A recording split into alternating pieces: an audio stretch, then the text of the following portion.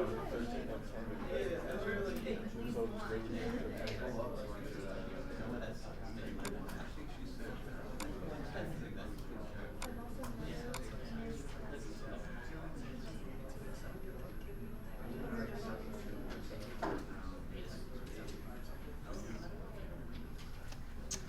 lot of this stuff in this chapter you guys have already talked about, heard, discussed. So we may go over some of it relatively rapidly if they're topics that, like I said, we've already discussed. Some of this stuff is repetitive. But this is solutions and calculations. The homework does involve some math. The last chapter, there wasn't a lot of math. This chapter, the next chapter, lots of math. So depends on what you like. In this chapter, we're going to talk a lot about solutions and how you calculate the concentration of a solution. There's lots of different ways to measure the concentration of a solution, basically because chemists have lots of different ways to measure the two parts of a solution. The solute and the solvent are the things that make up any solution, and every single one of the measures of solution concentration. And in chemistry, when we put these square brackets around something, we mean concentration of. So you see those square brackets around something in chemistry, some symbology, that's what the chemist is telling you. When you get to Chem 152, you're all about square brackets and concentrations, and you use a lot of what we're going to talk about today in Chem 152 because 3 of the 8 chapters are fully about solution concentration. All right. Any kind of solution consists of a solute and a solvent. And every single measure of solution concentration, or how much of one thing is dissolved in another, is simply a ratio of solute to solvent. Solute is the thing that is being dissolved. The solvent is the thing that's doing the dissolving. Generally, but not always, the solute is in the minority of concentration, and generally the solvent is going to be in the majority, meaning there's going to be more solvent than solute. So we have lots of different measures we're going to talk about at the end of this lesson.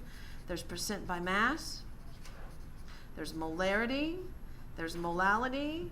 There's lots of different ways to compare solution concentration, but in the end, it's always a ratio of solute to solvent, which is the basic idea. And because measuring solute, the stuff that's being dissolved, you can talk about grams, but grams, as we know, is not very helpful, especially when we're doing stoichiometric calculations where the coefficients in the balanced equation tell us the ratios of the reactant and product particles. So some measures of the solute are going to be masses, but those aren't as exact as moles, right? We generally like to talk about moles of solute because then that connects us to the balanced chemical equation. Solvent could be used in a lot of different ways to express. It could be mass, like grams or kilograms. It could be milliliters or liters, or in some cases it could be moles. So it's once again just simply a ratio of solute to solvent that helps to give the chemist the idea of what it is that's in the solution.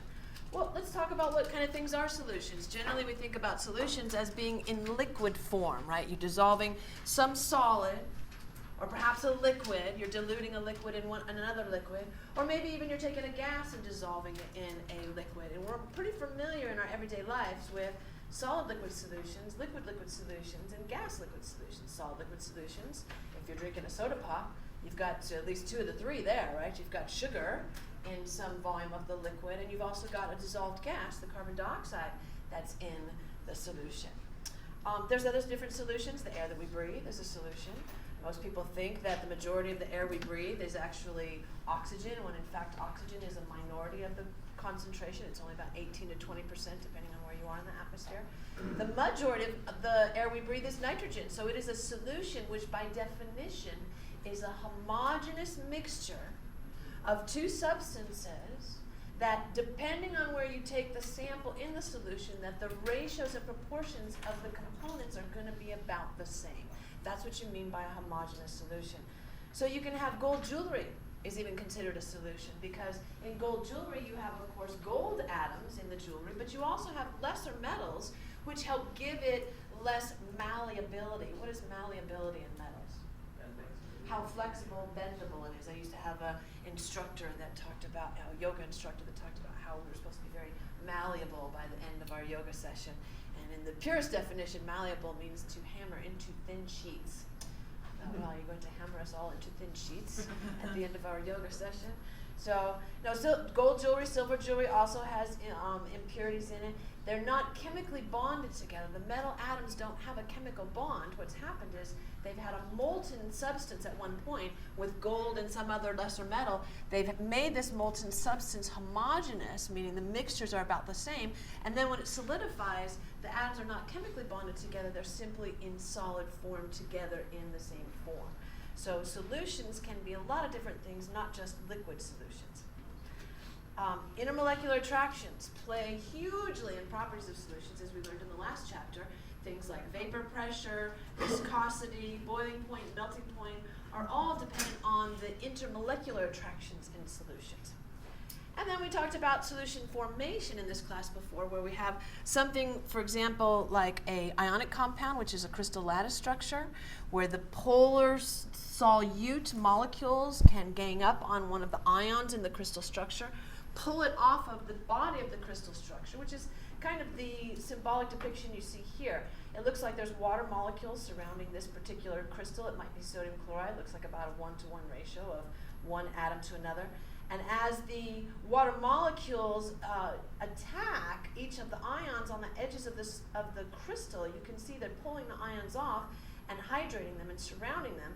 And the crystal gets smaller and smaller until at some point all of the ions in the crystal have been dissociated from the body of the crystal. And remember, we called that lattice energy. It's the amount of energy it takes to dissociate a mole of ions. Additional symbology that show solution formation. This looks kind of confusing. It looks like a giant molecule, but what I think they're showing you now, remember in the last chapter they showed you the little dots that were supposed to be intermolecular forces? Okay, now they're changing the symbology, which is additionally confusing. And instead of dots, now we're using blue lines to express these intermolecular attractions. The positive end of the solute particle being attracted to the negative or positive end of the solvent particle. So it looks like these are water molecules here, and the little blue lines you can see, there's a sodium ion, a chlorine ion, and they're attracted in different ways to the water molecules once they have gone through the solution. Now up until this point, we really haven't talked about what it is that causes this energy change. I know that we have discussed the fact that if you take salt, plain old table salt, if you measure the temperature of plain old water before you put some plain old table salt in there, and say it was 23 degrees, which is about average for the temperature of room temperature water, which is about 23 degrees Celsius. When I put salt in it, I put a whole bunch of salt in it, and I dissolve it, what would happen to the temperature of the water? Would it go up, would it go down, or would it stay the same? The temperature of the water would actually decrease, and that's a measure of the, once again, lattice energy, the amount of energy it takes to break up those sodium and chlorine ions. That lattice energy doesn't take place all in one step. What happens is there's 3 different energy changes, some of which are exothermic, they release energy, some of which are endothermic, they require energy. And the best metaphor I can make with this particular situation was a situation that I had when I was in college. I used to love to go to concerts when I was in college, and at one point I had a roommate who was a Rush fan. I don't know if any of you have ever heard of Rush. Maybe some of the older members of the student body here have heard of Rush. And she was a little tiny thing, Dana. I still remember her. She had long red hair, and she probably weighed 90 pounds dripping wet. And we went to the Rush concert because she was just absolutely bonkers about Rush. And it was similar to energy changes in solution, because when we first got to the concert, she was tiny. I'm not a big person myself, but I was bigger than Dana. And she's like, make sure we can, hold on to each other. We kind of interlocked elbows, because she was convinced she wanted to go up to the stage. Now, I had never done this before at a concert, and I had no idea what was involved, but Dana was convinced that we needed to go up to the stage in this concert. So we locked elbows, and we started to try and make towards the stage. Well, what happened was the first bit of energy separation took place. We were locked in elbows, but you can't travel very easily side by side in tandem, double-breasted, right next to each other. Through a large crowd like that, you have to have one person go ahead. All right, so first of all, some energy from the crowd was expended to break the lock that Dana and I had on our elbows, which was similar to sodium and chlorine or any crystal structure being broken up by the water. The temperature would go down. Okay, So perhaps the temperature of the crowd went down a little bit because they had to expend some energy to break us up. The next step was you have to separate the solvent particles. In order for Dana and I to get to the stage of this concert, we had to get in between all of the other people that were there. So that's exactly what the solute particles have to do. They have to make room for themselves in the context of the solvent. Now, I just suppose that's going to be an energy absorbing or an energy releasing activity, if they're making room for themselves in between the solvent particles. It's going to be energy requiring. They're going to have to expend some energy. So first energy was expended or had to be required to break us up. Then energy had to be required to get in between the solvent particles, right? And finally, the last one was there's new interactions between the solute and the solvent. I gave up trying to get to the stage because I could see it was pretty fruitless, but Dana was convinced. And she made it up all the way to the stage, and I could see her up in the front there. She had this long, beautiful red hair. I was like, yay! So there was interactions between Dana and the band on the stage, Rush. So that was a energy releasing activity. So it actually takes place in 3 steps. Now there's an endothermic and an exothermic energy diagram. Remember, in this axis, the vertical axis is the amount of energy, so low energy is down here. Substances with less internal energy or less contained energy are going to be lower on this axis. Substances that have more energy in them, that have absorbed more energy, are going to be at the top. And one of those is an exothermic and one of those is an endothermic process. All right, so exothermic processes make sense, right? You've got something that's at a higher energy level. It releases some of that energy. It goes down to a lower energy level. That makes sense from the perspective of science because all substances want to be at the lowest possible energy state. That's they're conserving energy. So that makes sense. But endothermic processes, those in which you dissolve something and the solution actually gets colder, that's a little bit more difficult to conceive. And it's actually, like it said, it takes place in 3 energy requirements. The first energy requirement, this first delta H, is the separation of the solute and the solvent particles. The second delta H is the solute particles getting in between the solvent particles. And you can see those are both energy requirements. So you're starting at low energy. You have to add energy to get to the second step. To break up the particles, you have to add energy to separate the solvent particles for the solute to get in between. And then in an endothermic reaction, what happens is the energy you get back as the new interactions happen, as the positive and negative ions are attracted to the solvent particles, is less than the energy that was required to break them up. So that's endo, where exo is just the opposite. And what happens is, up to this point, we've talked only about enthalpy, which is changes in the thermal energy of a substance. We can generally measure that with heat exchange. It's much more difficult to measure entropy. Now, what have you guys heard about entropy up to this point in your lives? Science. What is entropy? Usually some people have a pretty good basic understanding of entropy. It's returning to zero? Well, they say that the trend of the universe is towards entropy, but what is entropy? Ground state? What's that? Ground state? No, it's actually the opposite of ground state. Entropy. Randomness or disorder is entropy. Here's a good metaphor for you. My 2 sons are grown, they live on their own. But the moment they come home for Thanksgiving next week, they're little entropy systems themselves. And I can see exactly where they've been in my house because little trails of entropy follow them wherever they go. They get up in the morning, they go in the kitchen, they make breakfast, and there's a trail of entropy. There's the oatmeal and the milk and the raisins and the other things. And then they go into the bathroom, and then there's some more entropy they create with the towels and the clothes and the shampoo bottles being left open. And then they go to the room, there's additional entropy they create, and then I am the entropy fighter. I have to go back in the trail of entropy and then put everything back in order. Well, their defense, of course, is that entropy is the random disorder of the universe, and everything tends towards entropy because when all matter was contained in a giant, massive hunk in the universe, they say that this Big Bang expansion happened, right? Everything expanded. So everything is getting more and more chaotic. And this idea of entropy is based on, there was a mathematician named Boltzmann, kind of a tragic guy. He killed himself, but he was super smart, super deep thinker. I think a lot of times really super genius people sometimes are conflicted emotionally and they have a hard time dealing with life. Boltzmann was one of those guys. Anyways, Boltzmann had this idea that he assigned this idea of W to entropy. And W was the number of ways that a system or a particle in a system could exist. So right now, with everybody in this room sitting in their chair, there's only one W for each of you. There's only one place for each of you to be, right? If I said, now I want you to get up out of your chair and start to walk around, all of a sudden, the W, the number of places you could be in this classroom goes from 1 to hundreds of thousands. There's many, many different places you could be in this classroom. If I then tell you to get up and run around instead of just walking around, then the W increases even more because you're traveling at a faster pace and you can be in more places at that instantaneous moment in time. So W is just a measure of the randomness of a system. And this calculates into the idea of dissolution.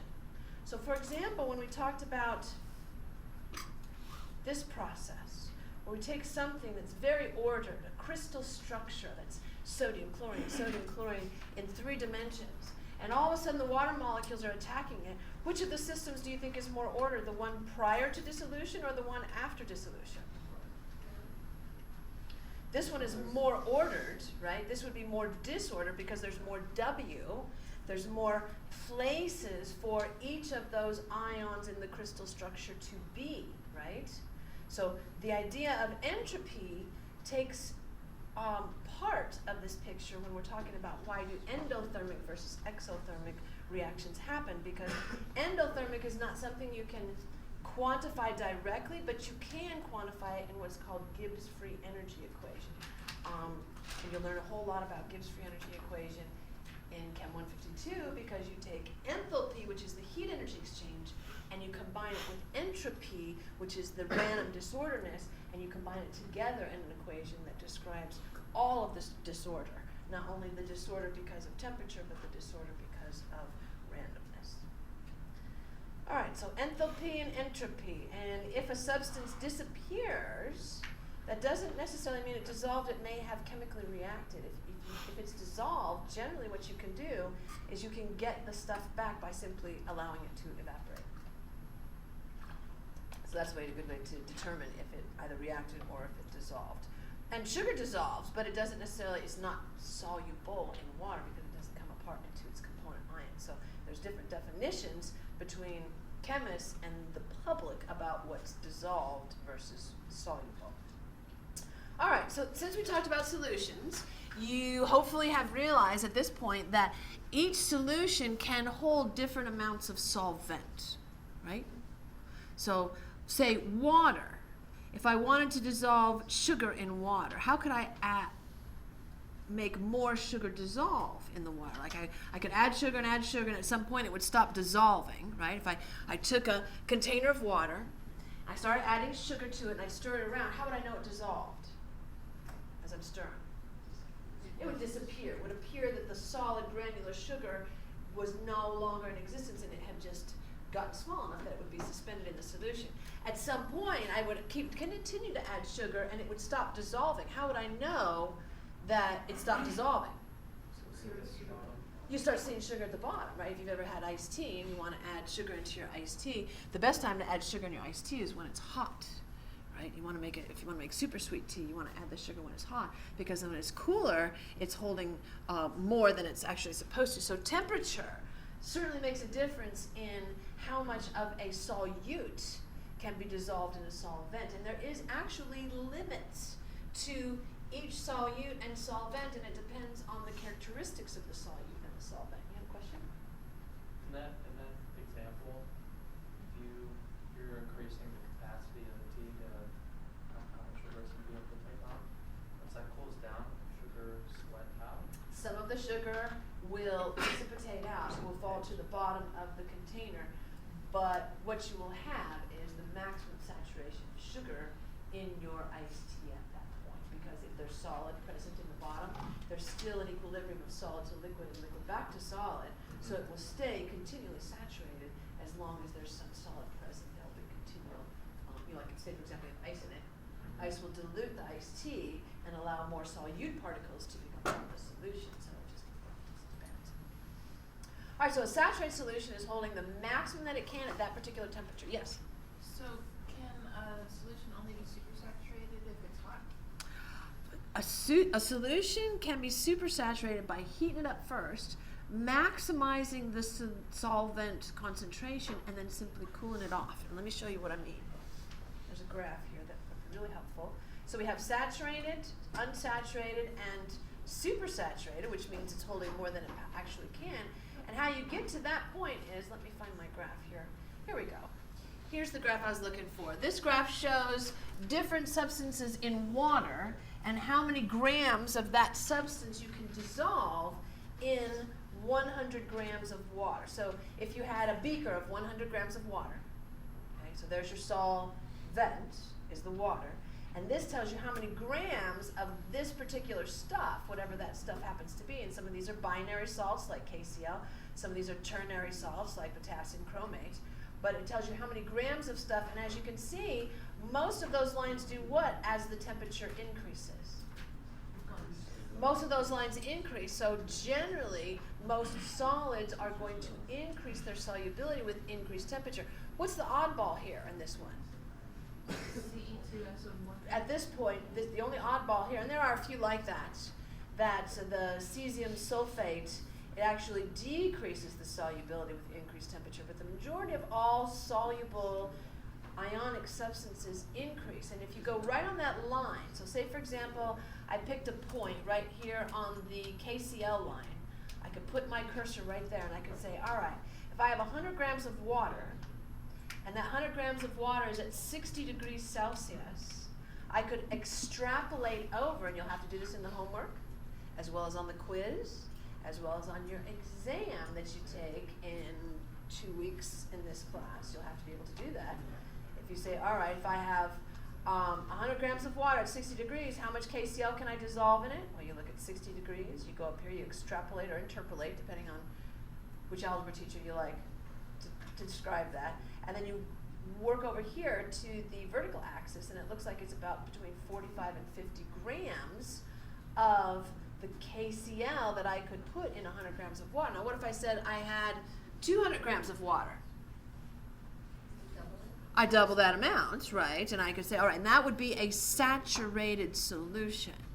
You can also use this graph to decide if something is unsaturated. So say, for example, I said, all right, on a test question, if you have 40 grams of KCl in 100 grams of water, okay, so 40 is here, in 100 grams of water, which is what the graph tells us is our solvent, 100 grams of water.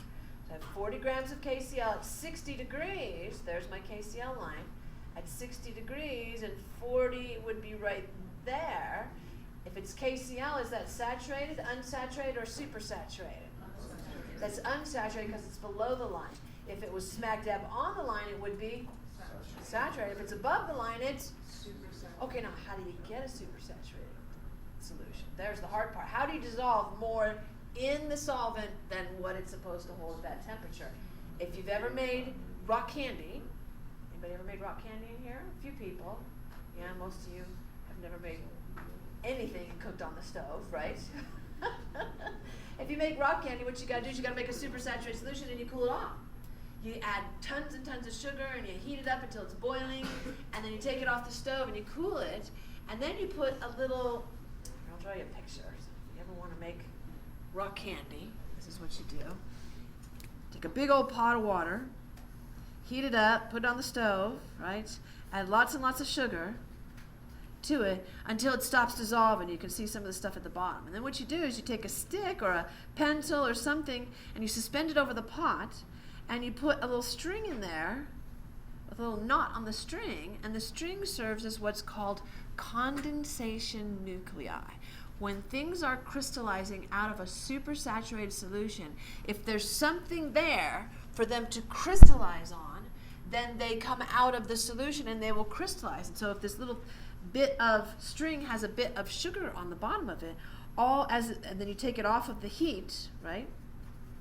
You cool it off, you take the pot off of the heat, right, what happens is the crystals then will go, woohoo, there's one of our buddies, and they'll start to crystallize on this, and they make sugar crystals that grow all the way up the string. And if you've ever seen them, they sell them in Old West towns or something like that, because that used to be a candy in the Old West. And they will put flavors in there, but it's basically just pure sugar crystals, which are kind of fun. And that's what you do to make rock candy. And that's a super saturated solution. So say, for example, when we're looking at the KCl line here, if I get up to this point, and I take it off the stove, does the amount of stuff in there change if I take it off the stove? No, the amount of stuff doesn't change. What changes? The temperature changes. So the amount of stuff here, right? I still have the amount of stuff, but the temperature changes, and so all of a sudden that line goes in this direction, right? I didn't do that very well. It goes from here to this direction. So now you have a supersaturated solution because it still has all that KCl in it, but now it's at a lower temperature. So if you just decrease the temperature. This actually works in cloud seeding too. It's the same principle in cloud seeding. If you've ever heard of this, where they have a big fat cloud that's full of moisture, and the cloud is traveling over a area where they need the moisture to fall out of the cloud. What they'll do is they'll have a plane go over the cloud, and they'll seed the cloud with, I think it's silver chloride. And I think they use silver chloride because, is it soluble or insoluble? I think it's insoluble, and it doesn't break up into silver and chlorine ions, so it doesn't have any chemical reactions yet. Chlorides are insoluble with silver, mercury, and lead.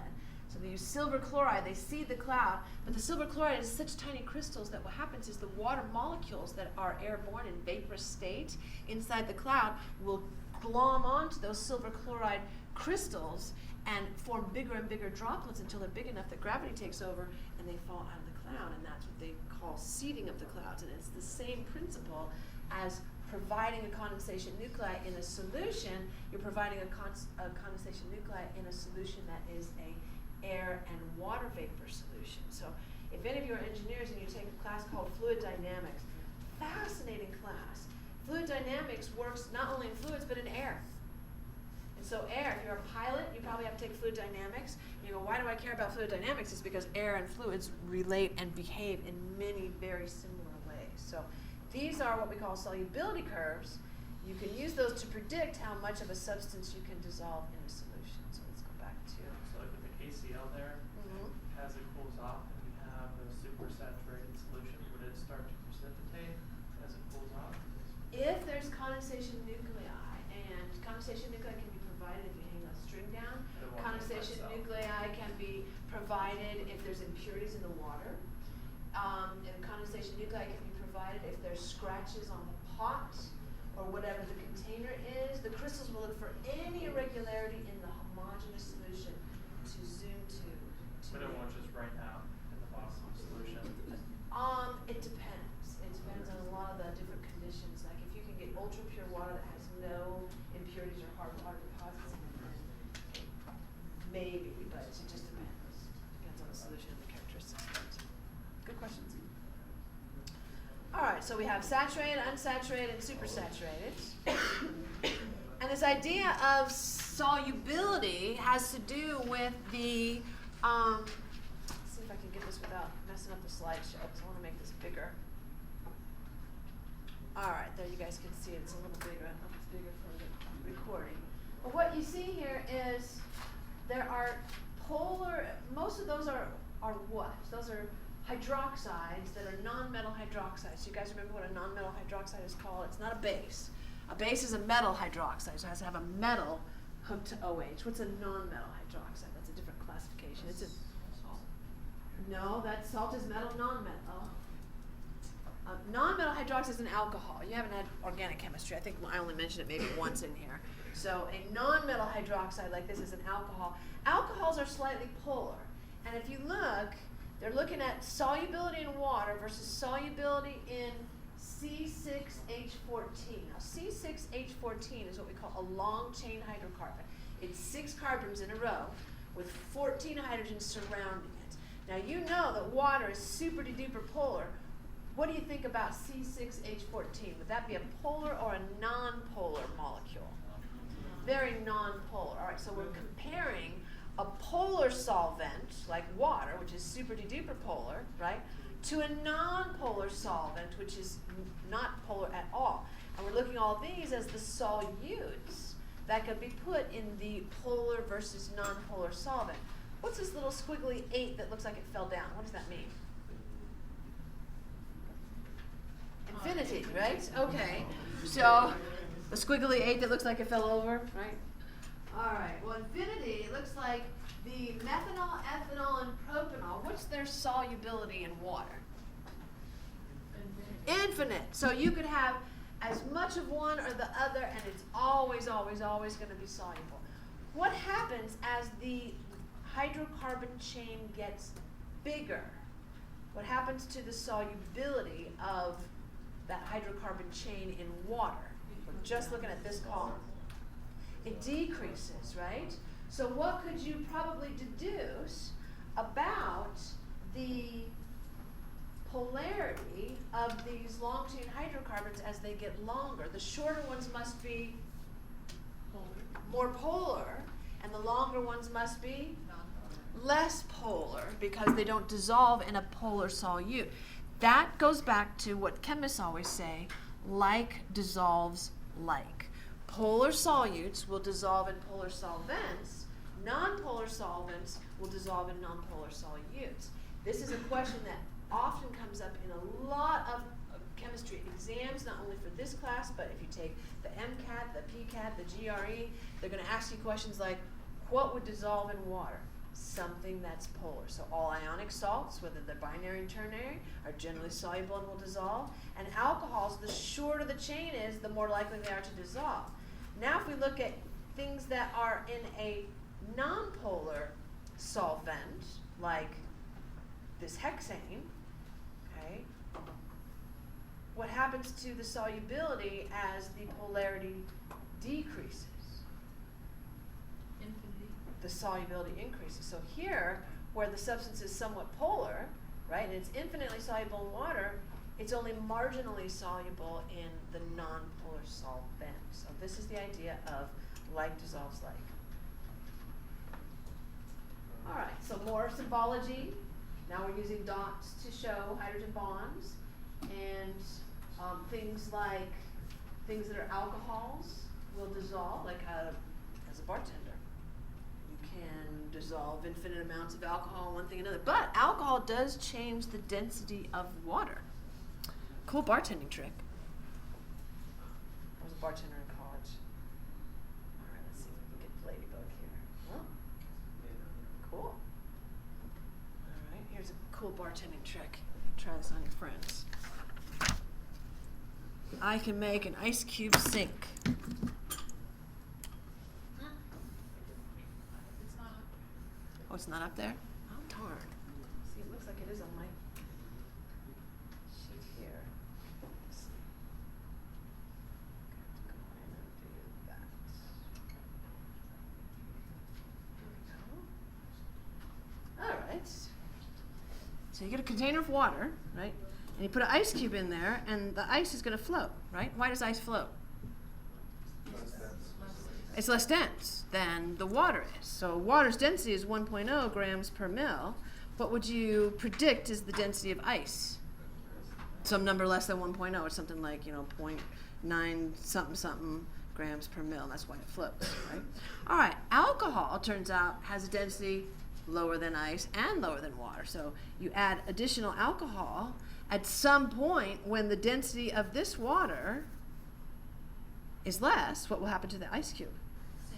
It'll start to sink. You can actually make the ice cube at some point hover smack dab in the middle if you can get the density of the two almost exactly the same as the density of the ice cube. The ice cube will float right in the middle, which is kind of fun. Party trick, right? Oops, wrong button. This button. There we go. All right, so like dissolves like, polar versus nonpolar.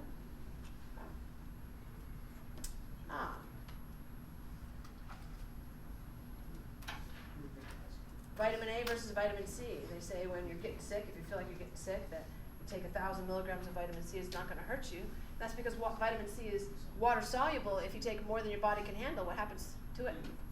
You just pee it out, right? Vitamin A, on the other hand, is fat soluble. You take too much of that, you can have vitamin toxicity, and it is possible to take too many vitamins and make yourself sick.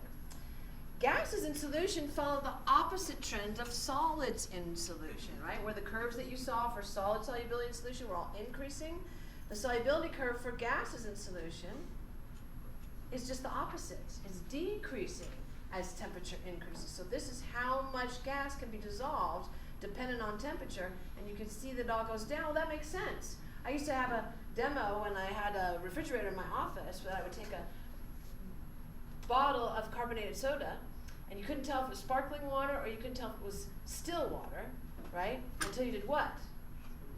Well, not shook it, but even before that, you just undo the lid.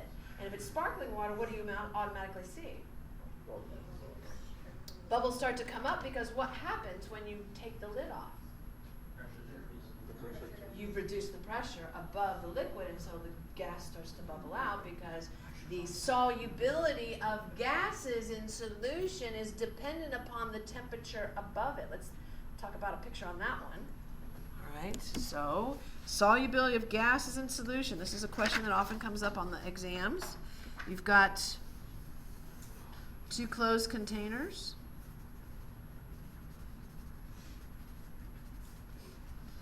They both have, this one has a liquid and a gas in it. And this one has a solid dissolved in a liquid, all right? If we change the pressure on these, if we increase the pressure, so say for example, I've got a piston here and I can smoosh the gas area. So I've got gas particles in here. And I've got some CO2 in the liquid, okay? If I change the size available to the gas particles and I smoosh the container, which would mean I would increase the pressure above the liquid, would that increase the amount of gas contained in the liquid? Yes. Yes, it would. Yes, it would. So by increasing the pressure, you increase the concentration of CO2 in there. Now, in this case, if we have a solid versus a liquid, and I do the same thing here, I have a piston, and I smoosh it, am I going to be able to add more solid into the liquid? No. No. So this one, it does not affect the pressure, so no effect changing the pressure in a solid liquid system, but there is an effect, so increasing the pressure increases the amount of CO2 in a substance. And you can see that in a lot of different situations. Here in the graph it shows that, but my youngest son, who's all grown on his own now and doesn't want to go fishing with his old mom anymore, we used to go to Oak Creek Canyon to go fishing. And we have a special spot that we know of, and actually he's taken some of his friends to our special spot, which is near Grasshopper Point. And so you go down to Grasshopper Point, and if you walk up a little bit from Grasshopper Point, there's an area where it's all in the shade, and then there's a couple of different tributaries that are coming in from the hills of Sedona down into Oak Creek Canyon. And that's the best spot for fish, and it's always catch our limit right in that spot. And there's two factors. First of all, it's the shade, and second of all, it's the tributary. So what did the shade offer that the trout like right in that spot? Cooler water. So more gas is dissolved, more oxygen is in the water. It's easier for them to breathe, right? If the water is cooler. So they want to go in an area where it's cooler. But why do the tributaries also help?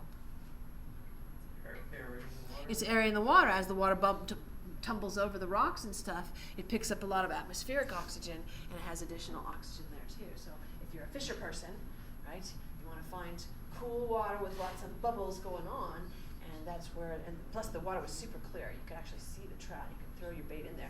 You could see them coming up and, taking a look at the bait, but they were pretty fickle trout. Yes? So is that why some fish can't survive in warmer? Exactly what happens is because they can't breathe.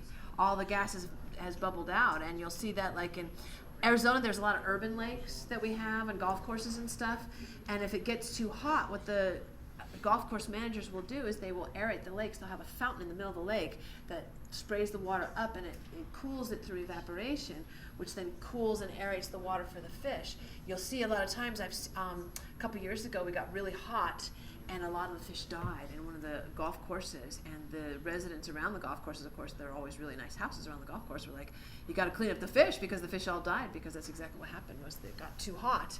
There was no water in, or air in the water, and so they all died. So the change is just the opposite. You're not going to have to do calculations in Henry's law, but you should know that the solubility of the gas is some variable, some number. K depends on what the solvent is, whether it's water or hexane or whatever, and the pressure of the gas is the partial pressure of the gas above the liquid. And so as you increase the pressure of the gas above the liquid, the solubility of the gas will increase, right? So 2 times 3 is 6. If we increase 3 to 4, 2 times 4 is 8. So of course then the solubility of the gas is going to be increased. And that's just a mathematical expression of this particular graph right there. Right? Okay, so now we get into some calculations. Mass percentage, molarity, molality. We'll do some calculations. Mass percentage is the mass of A divided by the total mass of solution. For example, if we had a solution in which I said I've got 12 grams of good old sodium chloride that I'm going to put into a beaker of, say, 250 mils of water, and I want to know what is the mass percent. All right. Mass percent is the, remember it's always solute to solvent. In the case of mass percent, it's the mass of the solute divided by the mass of the solution. So remember, solution is solvent plus solute. Both things. All right, so what's the mass percent of this particular solution that we've just talked about here? 12 grams on the top, right? The bottom number is going to be a little more difficult. You have to pull some knowledge that you already hopefully have from this class. Isn't 1 milliliter equal to 1 gram? Very good. 1 mil is equal to 1 gram. So if I got 250 mils, now this is only water, right? We said the density of alcohol, just in the last example, is like 0.9 something something. 1 milliliter of alcohol is not going to be 1 gram of alcohol, right? So it's different. It depends on the density. Just shows that water's density is 1 gram per mil. That's where this value comes in. So if I've got 250 mils, how many grams of water do I have? 250 grams. So is that the number that goes down here? No. No. What do I need to do that? Plus 12. Right. 250 plus the 12. So it's 262 grams of solution. And then times 100, since it's a percent, gives you the mass percent of the solution. All right, that's not very descriptive. That's what you might call rough chemistry. That might give you a basic comparison, but once again, there's lots and lots of measures that are much more precise and descriptive in chemistry. Parts per million and parts per billion, it's the same exact thing, except instead of multiplying by 100, you multiply it by a million, or you multiply by a billion, and that gives you parts per million or parts per billion. Once again, also a very rough estimate of the concentration. This sort of thing is usually used when we're talking about air quality. Parts per million and parts per billion is generally air quality, but once again, solutions in air, we're still calculating things very similarly. Mole fraction, X sub A is the moles of A divided by the total moles in the solution. Well, let's take our same example and use that idea. So moles of A divided by the total moles in the solution. So our mole fraction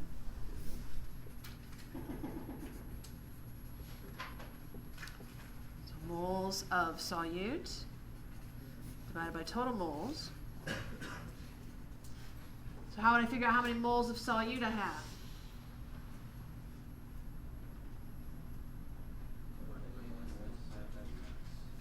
I take 12 grams of NaCl, and what would I do with that? I got to get the molar mass. Let's see, chlorine is 35 and a half. I think sodium is 20. Isn't it 40? That number seems reasonable to me. So what's 12 divided by 40? Somebody with a calculator. No, it's not 40. So it's because chlorine is 35 and a half. I'm doing this wrong. Sodium is 23. Yep, we're going to 23. So it's 58.5. There we go. So 58.5. So what's 12 divided by 58.5? 205.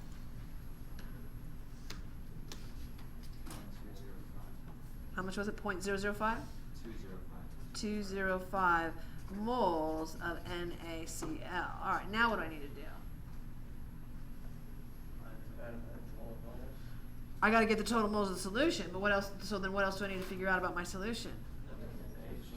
I got to figure out moles of H2O. All right, so if I got 250 mils, that's 250 grams, right? So grams of H2O to moles of H2O, that's 16, it's 18 grams per mole, and that would give me moles of water. So now my mole fraction, my moles of solute would be 0.205 moles. And then I take my moles of water. Would that be the denominator? No. No, I'd have to take moles of water and do what with it? So I got to have the total moles of the solution at the bottom there, right? 13.88 plus the 0.205. Okay. 14.09. There it is. All right, so 14.09 moles. And then I think it's times 100, right? So, oh no, mole fraction is out of 1. It's not out of 100, it's just it's a fraction. Yep, so you don't multiply by 100, it's just a mole fraction. All right, that's a calculation that's going to be helpful a little bit later.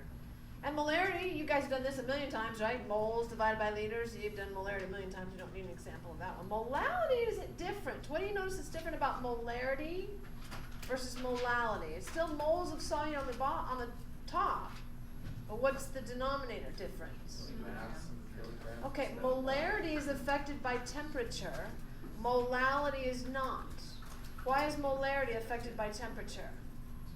What changes? Well, no. It's the volume of the solution. Water does actually what? When it gets hot or when it gets warmer, what happens to the volume of water? It increases. Yeah, as the water gets warmer, there's actually a demo I used to do because this is often surprising to people. I didn't bring this stuff to do it, but I can tell you about what the demo looked like, which is actually kind of cool. The demo I used to do with this that would show how water expands. So I would take a test tube, I completely fill it up with water, I put a stopper in it, and the stopper had a hole that had a glass tube in it, and I would fill it completely up with water. And so the water would go up this glass tube up to that point. I would take the test tube and I put it in hot water. What would happen to this level of liquid in the glass tube? The liquid would go up. As soon as I put it in the hot water, you could visually see it start to climb. And this is why global climate change is so dangerous to the coastlines of the entire planet. Doesn't ice take up more space? Well, if you think about ice, here's an iceberg. There's a reason they call it the tip of the iceberg, right? An iceberg, how much of the ice is actually above water?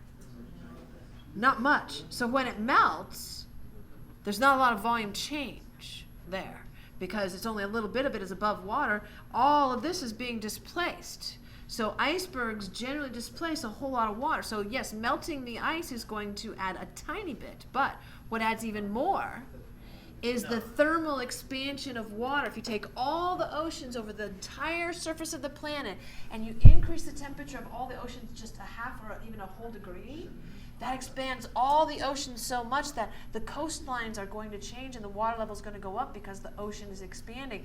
They call it global climate change, not necessarily global warming. We have more energy in the atmosphere, which means we have more hot highs and more cold colds because more energy in the atmosphere creates more extreme conditions. But what the eventual effect is to increase the temperature of the oceans, which is the most dangerous thing, because that thermal expansion of water not only expands water and it inundates all the coasts of like Florida and the Louisianas and California, but it also kills coral. And a lot of certain aquatic species have a very narrow range of both salinity and temperature that they can survive in. And if you change the temperature, of course, you're changing the salinity. Because as you know now, oxygen production and all that is changed in a single degree. I mean, if you've seen pictures of like the coral reefs, are being completely decimated because of the fact that a tiny little bit of difference change in water and they can't survive anymore. And so that has implications all down the food chain. Like when you put like you know, water into like a silicone mold, and you put it in the freezer, I mean, it expands. It and gets expands a larger. little bit, but if you think about icebergs, they are mostly underwater. And so when they melt, like if you think about a drink that you have some ice cubes floating on it, and when the ice cubes melt, the water level may rise a tiny bit, but not all of a sudden overflowing, because those ice cubes have displaced. And because ice is actually larger and takes up more space than as a liquid, when it melts, it actually decreases the volume of the ice in comparison to the water. How does that play in with the molarity? You're saying that as the temperature goes up, that the volume Right, goes up. because in molarity, if the volume of the solution is measured as greater, so like hotter temperatures, if you take the volume of a boiling water solution, it's going to be much larger in volume, which would be reflected in a lower molarity value, right? Because if it's 2 divided by 3, your molarity is 0.66. If all of a sudden this number goes up from 3 to 4, 2 fourths now is 0.5, where before it was 0.66. So anytime you increase the denominator, in which case that would happen if the water temperature increased. But when it's kilograms of solvent rather than the volume of the solution, then molality is used in calculations, especially when you get to 152, where temperature has to be independent of the concentration calculation that you have. Yes. So I know that we talked about molarity is affected by temperature because water expands whenever you heat it up. Is that go the same for other solvents as well? Not as significantly as water, and that's because water has this hydrogen bonding thing going on. Water is very unique, and we wouldn't be here if water didn't have these really unique characteristics, you know, like ice floating and the density changing by temperature and all that kind of good stuff. So it's a good thing water is the way that it is.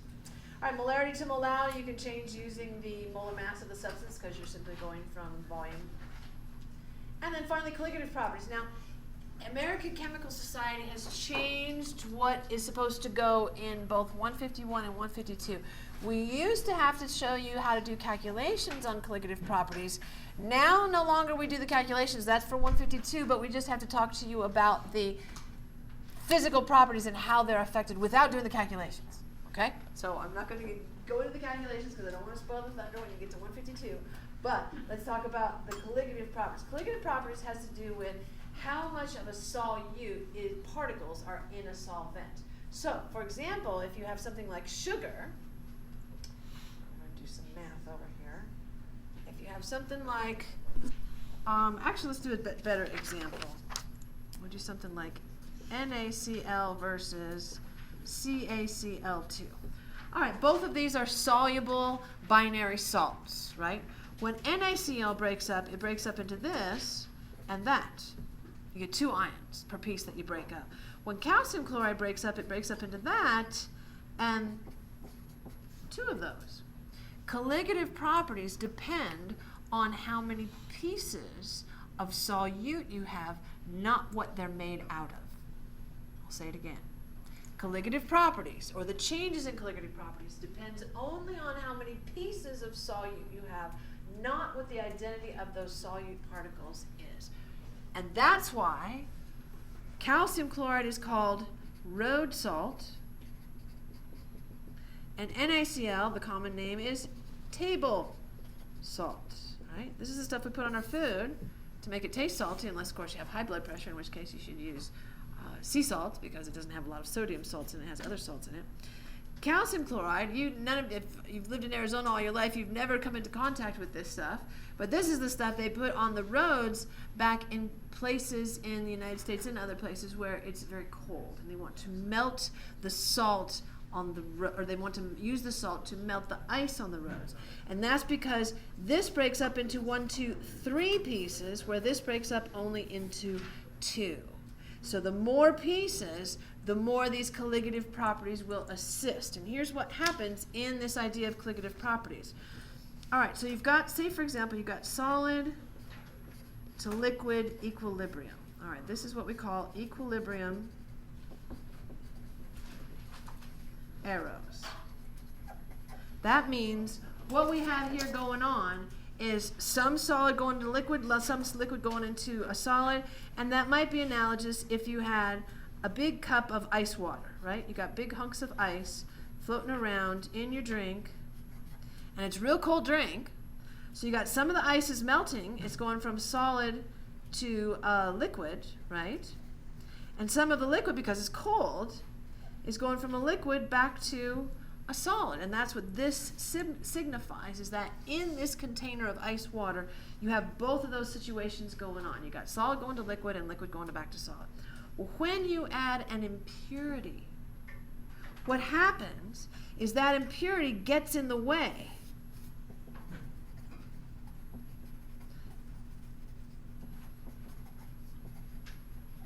of this liquid back to solid, because what happens is you've got particles in the liquid state and they're trying to grasp onto the solid. These particles, like sodium and chlorine, get in the way, so they have to move them out of the way, so it's an additional energy requirement. So what that means is that when you put salt in ice water, it does not melt the ice. What happens is it decreases the rate of liquid to solid, decreases. So what happens is we change this rate. So the solid to liquid rate does not change. So this rate is unchanged. What happens is this rate goes down significantly. So I'm putting a little baby arrow there to show that this is the rate that changes, it decreases. So we're not changing the rate of the solid melting. What we're changing is the ability of the liquid to go back into the solid state. And that's why salt lowers the freezing point of water, because it gets in the way of the solid particles being able to adhere onto a condensation nuclei like a crystal. What do you put salt in water when you boil to raise the boiling point? It raises the boiling point because what happens, great question, and I can draw you a picture for that one. When you put water, and this is also on colligative properties, we got H2O, and now we got Na and Cl. When I got H2O and these ions, what kind of intermolecular attractions will I have? Well, we're going to have dipole-dipole between the water, but then I'm also going to have some ion dipole plus dipole-dipole. So for a different reason, the sodium and chlorine raise the boiling point. They raise the boiling point because now they're more magnetic. They're more magnetic. It takes more energy to separate them.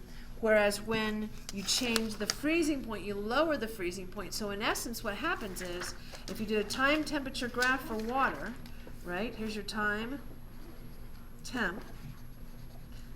You have something that looks like this. So this is solid, solid to liquid, liquid, liquid to gas, and this is gas. What happens is you lower the freezing point, right?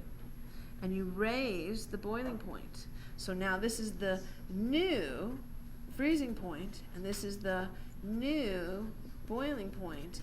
It in essence, what it does is it's a larger range for it to exist as a liquid, but for different reasons. So that's important. All right, let's see if there's, I want to make sure I've covered all the calculations before I turn you guys loose.